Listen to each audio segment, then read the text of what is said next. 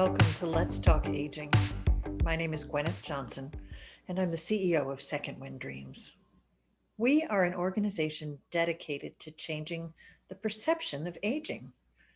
Through this series, we want to showcase others dedicated to changing that very same perception. Today, we have the pleasure of a conversation with Amanda James. She is the Executive Director of the Southern Gerontological Society. Welcome, Amanda.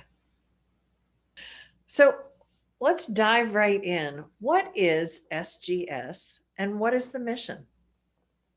So SGS, which is Southern Gerontological Society, is an inclusive membership association. We include diverse individuals and organizations with interest in gerontology. Our members look to improve the quality of life for older adults, and we do that through education, research, and practice. SGS was formed in 1979, and since then has worked to support, coordinate, and collaborate efforts to serve both older adults as well as those that support them, focused on the Southeast region of the United States. There used to be a number of regional gerontological associations, and SGS is the last one. But through the last decade, we really recognized the need to have a Southern regional membership because there are unique challenges faced by older adults living in the South. That's fantastic. I know in talking about senior hunger, that is a particular issue to the South and with its own complications. So I'm very glad that you all have remained in service and recognized the need for your organization. And this is a question for you specifically. What is the most important thing that you have learned as you've been working with elders throughout your career? I think probably if I had to pick like the most important lesson, it's to listen to the voice of the older adult. I've seen numerous instances of professionals getting together and trying to make decisions about what is best for older adults or a subset of those older adults without having those voices at the table. And I think what's been most important is, not all older adults are the same. And we really need to be talking to the people that we're trying to serve to find out from them what their challenges are and what their problems are. And if our ideas make sense for them instead of holding up in a room and thinking we know best. I think that's probably the biggest lesson I've learned throughout the years, and one that I know I've seen in SGS is truly important as well, in trying to include those voices in the work that we're doing. Absolutely. We can't talk about person-centered service without including the person. Yes, people try, but it's not successful. But hopefully we remember to stay on the right track with all of this. I've definitely seen a lot more attention placed on that throughout the years and a focus on it. So I think overall the aging network is moving in the right direction there. I think so too, and very proud to be stationed here in the South. Our office is in Roswell, Georgia, and I think there's a lot of good stuff happening in the South, in the Southeast, that we don't always get credit for. So thank you for being part of that movement. Well, thank you for recognizing the importance of that and asking me to join you today. Before we talk about future events and things that are coming up, would you tell us a little bit about the conference you just held?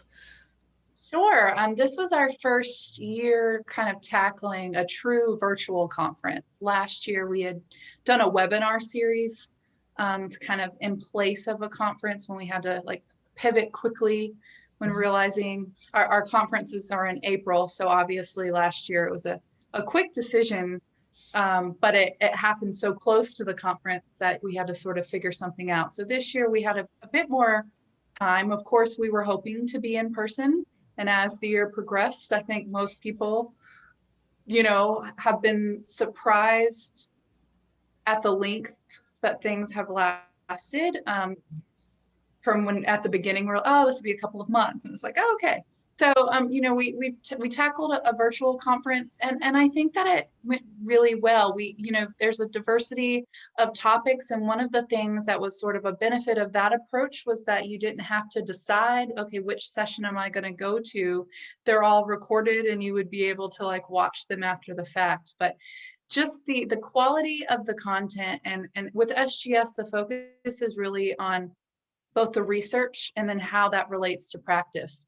And so having that combination of folks from an academic setting talking about their research, which is really exciting, because hearing, what's happening in like the recent research, and a lot of it had COVID-19 implications, and that was great, but also hearing from practitioners in terms of what they're seeing in the field, and finding kind of that bridge between those is really what SGS is trying to do. And there was a lot of that. And we had Second Wind Dreams come to talk to us about partnerships, and trying to get our members to think of new ways to get engaged locally within their community, as well as on a broader level within the organization. And so it was a lot of fun. And, we miss seeing people in person, but we tried really hard to provide ways for people to still network and engage and learn. And I hope that we accomplished that. We've heard good things. So I feel good about it. And I'm really glad that,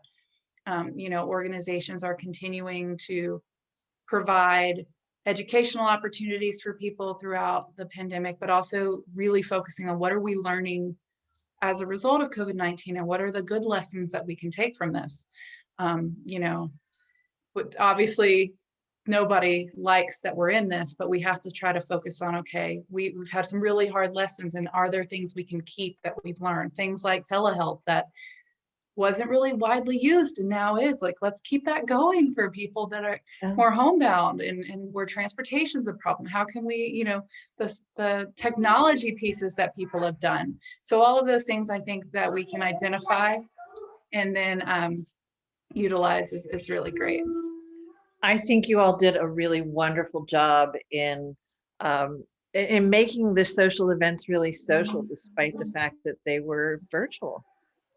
And I apologize, I have a little visitor here. That's one of the joys of working from home. She wants to say hello. Hi, Lily. This is my daughter, Lily. Hi. All right, mommy's doing an interview with her friend Gwyneth. So I'm gonna finish up with her and then I'll play with you, okay?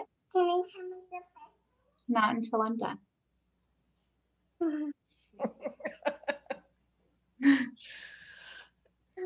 That's wonderful. It helps us remember that we are all human beings. And absolutely.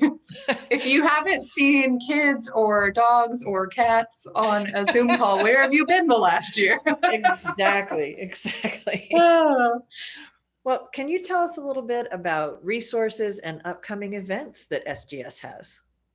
Sure. So just in terms of a little bit of background about the type of resources we provide, we are a nonprofit. We're a 501c3 organization, and we've really worked throughout the years to find ways to extend and expand gerontological education, as well as gerontological literacy. So we have two journals, the Journal of Applied Gerontology and Gerontology and Geriatric Medicine.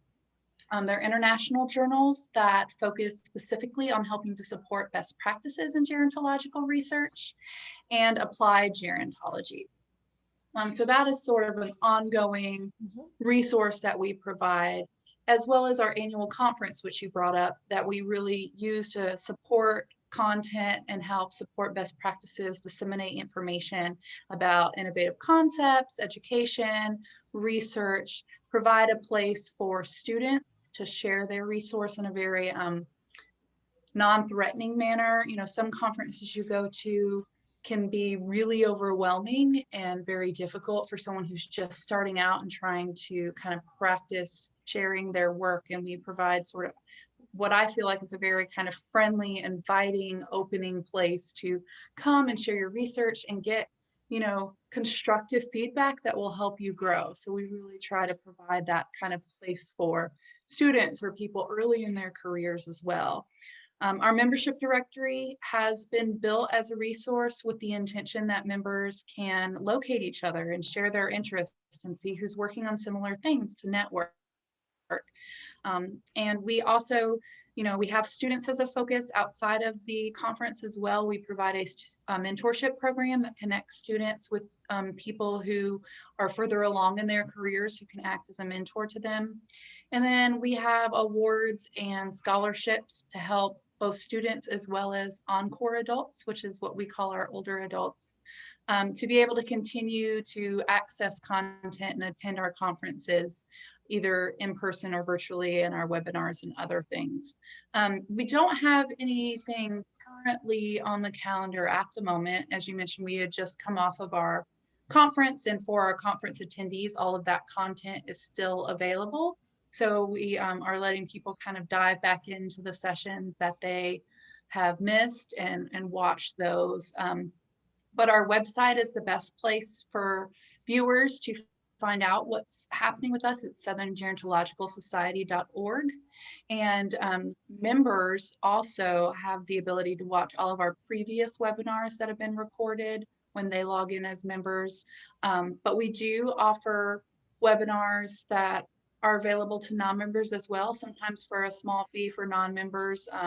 And we partner with other organizations to sometimes provide webinars that are free for anyone, depending on the topic. So you can see any upcoming webinars that we're doing on our website. We also encourage people who are maybe looking for ways to become more involved in an organization for leadership building skills. We have a number of committees, and those are open to our members. So if you're an SGS member or you decide that it might be a good organization for you, you're welcome to join our committees and utilize that as a way to sort of gain experience partnering with other organizations and building some leadership experience. And especially for, you know, students and younger, or not younger, but young in their career, not young in age. But if this is like a new career path for you, committees can be a really great way for you to learn more about what's going on and gain that experience that you might not get depending on what job you're in.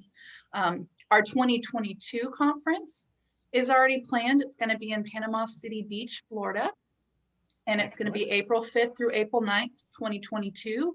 And at this point, we are pretty confident that that's going to be in person, even if we continue to have some safety protocols in place, like mask or some social distancing. But unless, you know, something happens that changes that based on, you know, what's currently going on, we foresee that being in person. So we hope your viewers will come down to Florida. It's not a bad place to spend a week of conference. And, Absolutely. you know, meet us and network with folks and do that. So we are excited to be in person again with people and bring that. As much as you can do virtually, there's just something about being in person that's really hard to replicate. So, you know, we all thrive on that social interaction, and I'm ready to interact with people. I really am. Me too. I really am. Even if I'm not quite, hugging will be, the instinct to hug is still hard. So that's the biggest part is I'm like, don't hug people. That you might completely freak them out at this point. You know, but yeah. Well, excellent.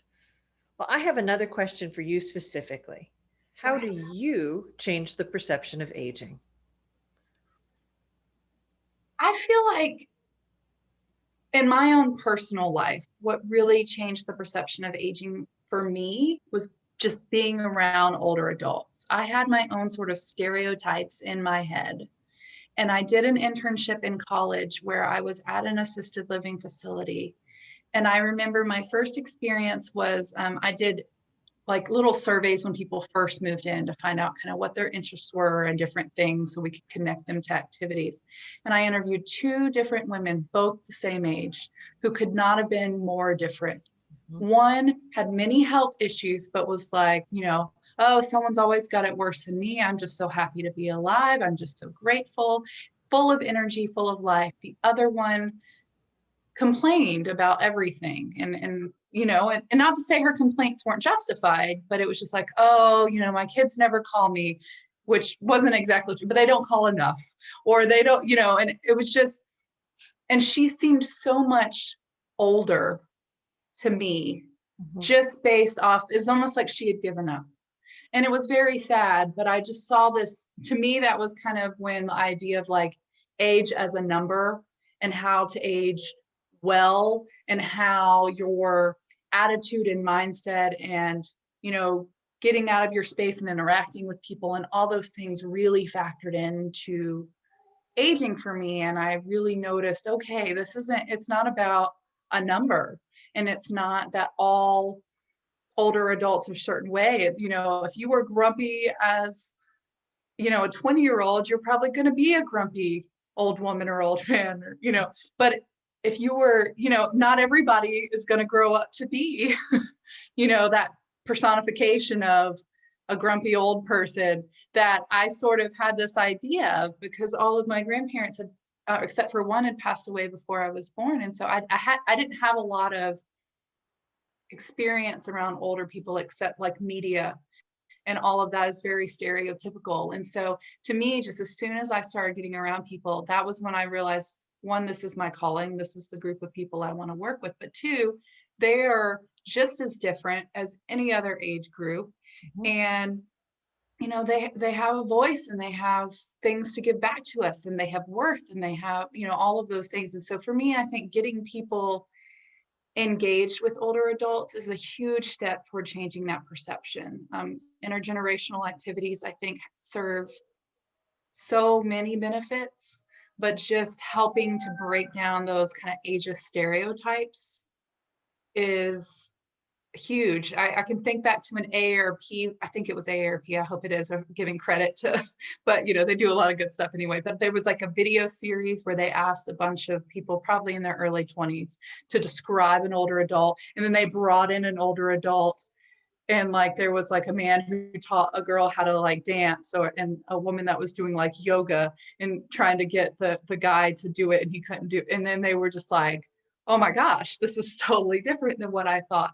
And I feel like that is just those relationships. Nothing takes the place of that. So there's tons of answers to that in terms of what the media does and what language we use, and all of those are important points. But for me personally, I think if you spend time with people, that is what's going to really help you. And I think that same lesson holds true against stereotypes of any group of people.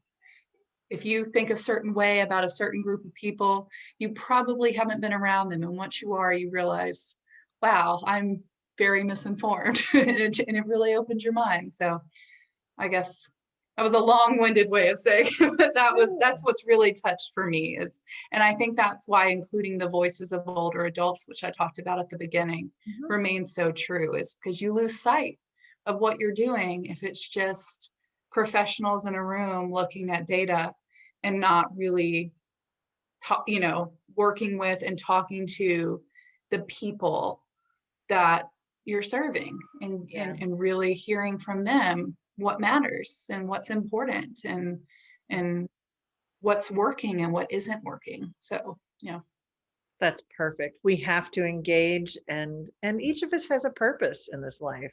Absolutely. And, when we forget to touch in or check back in with the purpose for people that we're serving, we're not serving them. I think about when I worked at the state, we would get requests to do presentations to groups of older adults. And I remember being asked to push those out to the area agencies on aging to fulfill. And I was like, can I please just do it? Because I missed that actually working with I'm like, I sit up here in a cubicle and have these conversations about what we need to do. And I haven't gotten to like interact in a professional setting with the people that we're trying to help. And so can I periodically just go do these? Because I need to talk to people. I need to see them and interact with them and hear from them. It was important to me. And thankfully, they were like, oh, sure. Like in their mind, it was like, oh, well, we just didn't want you to feel bogged down with these. But it was like, no, it feeds my soul. Like I need to remember what I'm doing. I need to like touch base back with why I want to be in this work. And so, to me, that's really important. Well, perfect. Thank you so much, Amanda. And I look forward to talking with you in the future. And hopefully in person. At one of these conferences for sure. Although it's going to be really hard not to hug you. We'll be like, are you vaccinated? I'm vaccinated. Come on. I'm vaccinated. We can do this. Thank you so much for being with us today. And I will. No problem. Thank you for having me. Thank you. Thank you so much, Amanda. And thank you for joining us on Let's Talk Aging. As you have time, please check out our website. We have a number of different services, but I'd like to draw your attention to the hospital version of the Virtual Dementia Tour. Those of you who work in the hospital setting know it is a very different care setting from long-term care. And it is important that we help those living with dementia to be the most successful that they can be. Thank you so much for joining us. I look forward to talking to you next time.